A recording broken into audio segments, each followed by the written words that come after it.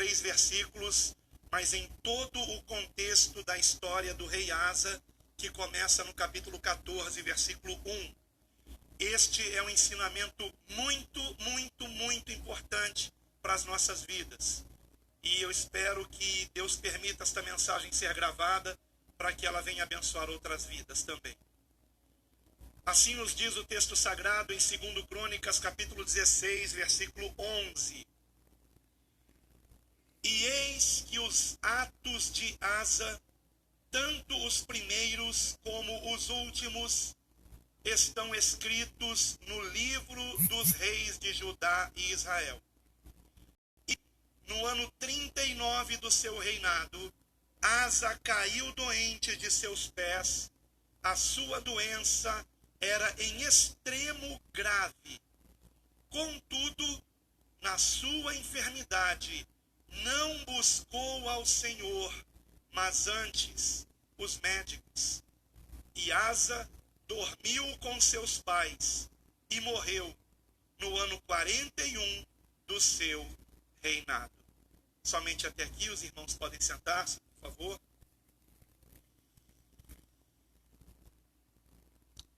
Como você sabe, pessoas famosas costumam ter suas vidas escritas, geralmente após terem partido, após terem morrido, suas vidas escritas autorizadas, nas quais se descrevem os atos não tão louváveis que aquela pessoa fez em vida, e obviamente nem essa pessoa autoriza, se isto for escrito quando ela estiver em vida, e nem os familiares autorizam depois de sua morte.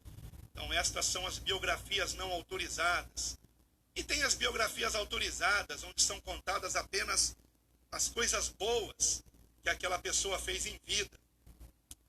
Mas seja como for, né? Sejam as coisas boas ou más, o fato é que todos nós, ao longo da nossa vida, temos feito coisas das quais nós nos sentimos bem em saber que os outros tiveram conhecimento, mas também nós, ao longo da vida, cometemos falhas. Quer queiramos ou não, o fato é que as nossas obras, todas, estão sendo registradas por Deus. A palavra diz que os olhos de Deus estão sobre todos, contemplando os atos bons e maus de cada um de nós.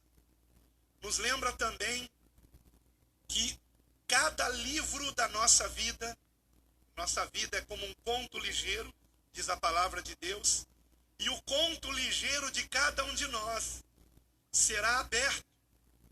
Abrirão-se os livros, e se abrirá outro livro, o livro da vida, nos diz a palavra de Deus no Apocalipse, e todo aquele que não for achado inscrito no livro da vida será lançado no lago de fogo. Todos nós havemos de prestar contas com aquele que permitiu a nossa existência nesse mundo. E tudo o que nós fizemos nesse mundo está sendo registrado. E da mesma forma, tudo que o rei Asa fez, este rei a respeito do qual nós estaremos meditando hoje, também foi registrado por Deus. E o Senhor permitiu que fosse registrado também na Escritura Sagrada. Como você viu no versículo 11, os atos do rei Asa estão registrados nos livros dos reis. Na verdade, no primeiro livro dos reis. E também aqui neste livro, 2 Crônicas, a partir do capítulo 14, versículo de número 1.